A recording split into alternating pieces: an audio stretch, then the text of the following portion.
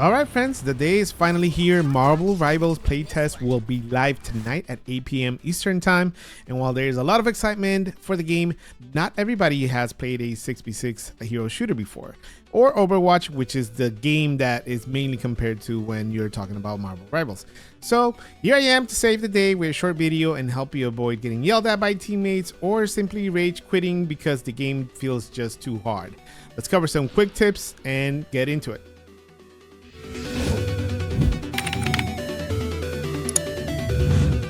Let's cover 5 quick tips that will help you going into the alpha. So number 1 for me is going to be very important. As soon as you go in, go over your settings and make sure they are optimized based on your PC specs. Not everyone will have the top of the line and latest technologies, and as long as you have minimum requirements to play this game, you have to ensure that you have optimal settings based on your specs.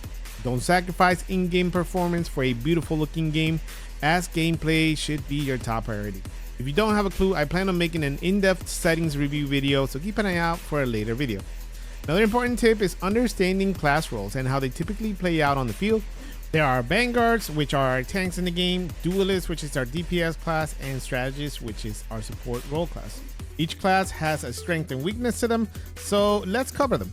Let's start with vanguards. Vanguards are tanks, which is the heavier, larger targets and can move slower on the map. This can be their main weakness. However, the name says it all. Tanks will tank damage. They also bring the pain, as they tend to be incredibly strong and can stay alive for longer than other characters.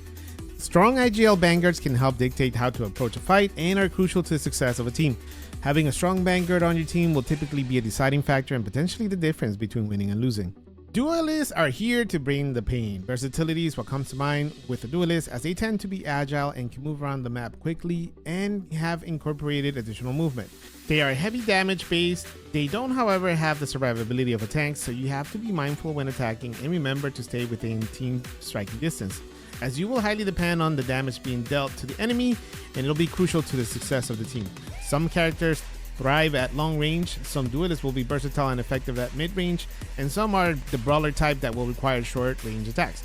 All strategies, get ready to get blamed for why we lost the fight. I'm kidding. Strategies are going to be crucial to the team and survivability when attacking, and whether it's through healing, buffing, speeding up your team, strategies focus should be mainly on the team and how to ensure that we keep the team alive. Now, strategies can be very versatile on the field. Don't be afraid to get mixy in the fight. Just understand that the team will start to crumble if you go down first.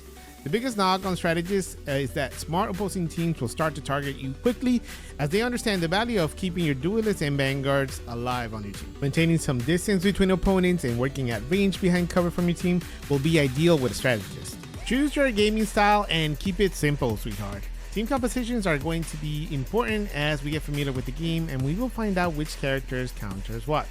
Once you become familiar with the roles, become proficient and start specializing in only a couple of characters. Once you are familiar with this team compositions, take advantage of team up abilities as well as combinations with other characters that might give you an advantage over opposing teams. Number 4 is finding out what input you are most comfortable with. While you can play with mouse and keyboard, this game does provide controller support, and while it has the layout from Xbox controllers, you can still use your PS5 or PS4 controller with it. Just know that the layout will showcase the buttons for a Microsoft controller. At number 5, and last but not least, playing with a team of friends. If you don't have friends, make friends fast. This game is designed completely around teamwork, and communication will be key, so make sure you have a versatile group of friends that are comfortable playing different roles, as everyone will have to play their part in order to win matches. Yes, you can solo queue in the game, however, you will run against that well-oiled machine, and if your team just keeps single pushing and funneling kills to the opponent, you would rather bash your head against the wall, and pulling your nose hairs will sound more enticing than playing this game. Guys, I know this doesn't sound like a lot, but if you follow the tips, you will find some success playing Rivals. I'll be streaming the game tonight around 9 p.m. Eastern time in both YouTube and Twitch, so come hang out as we check out this game. I will be going over characters and their abilities and creating gameplay guides for you guys to help out the community. See you guys on the next one, and peace out.